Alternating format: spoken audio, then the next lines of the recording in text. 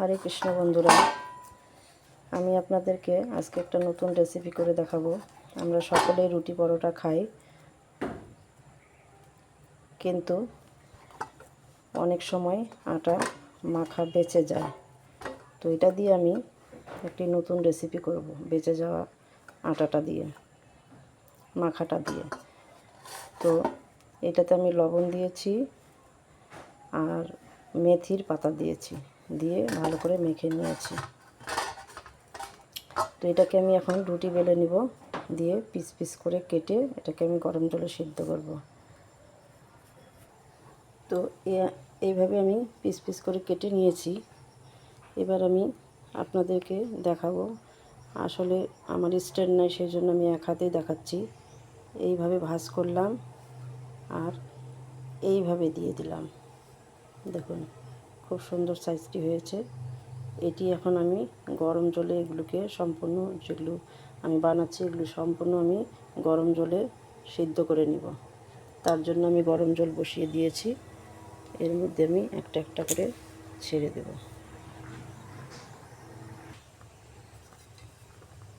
এটি আমি 5 মিনিট সিদ্ধ করে নেব।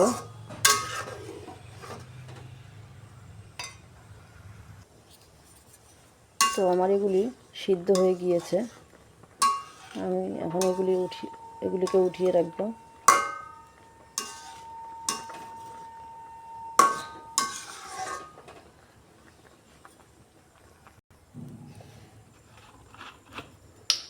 এবার আমি কড়াইয়ে তেল দিয়ে দেব।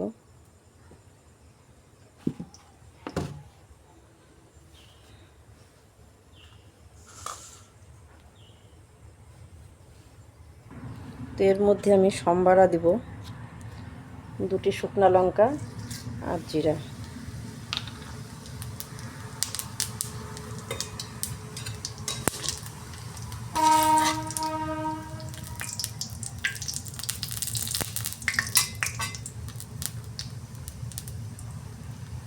এবার আমি টমেটো কেটে রেখেছিলাম ছোট ছোট করে, এটি ভালো করে ভাজব।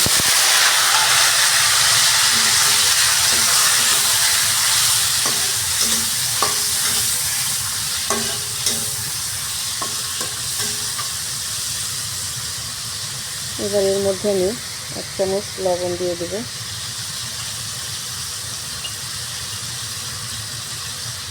একটু ঝালের গুঁড়া আর একটু কাশ্মীরি ঝালের গুঁড়ো।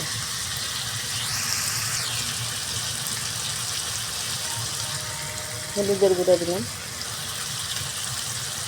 এবার এটিকে আমি ভালো করে কষিয়ে নেব।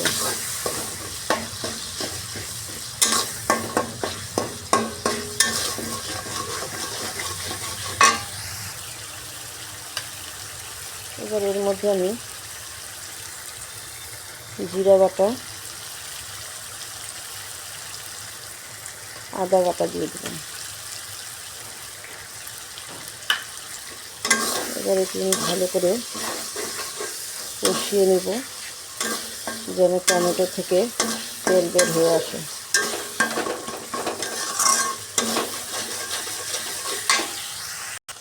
এবার এর মধ্যে আমি কয়েকটি কাঁচা লঙ্কা দিয়ে দিলাম। এতে কাঁচা লঙ্কার একটি ফ্লেভার আসে, তাতে খুব সুন্দর লাগে খেতে।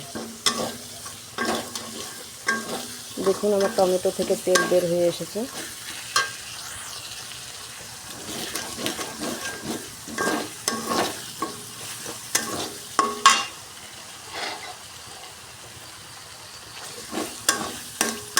এতে আমি সামান্য একটু জল দিয়ে আরও নাড়ে চেড়ে নেব।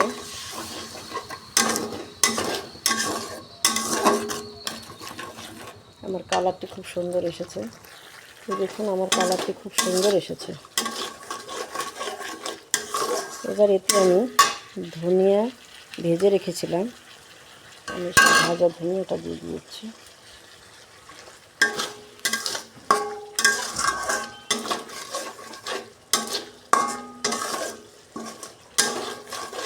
খুব সেন্ট বের হয়েছে। এবার আমি এগুলো সিদ্ধ করে রেখেছিলাম, সেগুলো দিয়ে দিচ্ছি।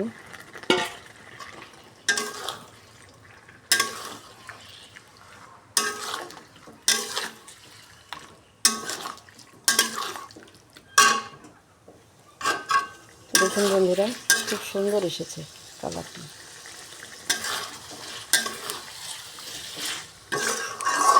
তা আপনারা সবাই এইরকমভাবে ট্রাই করবেন, দেখবেন খেতে খুব সুন্দর লেগেছে। আর নিশ্চয়ই আমাকে কমেন্ট করে বলবেন যে আপনাদেরকে কেমন লেগেছে।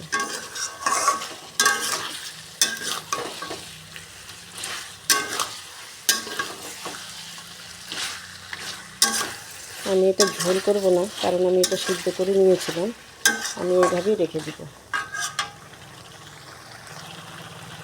এতে আমি সামান্য গরম মশলা দিয়ে দিচ্ছি। ব্যাস, আমার আটা রেসিপি রেডি।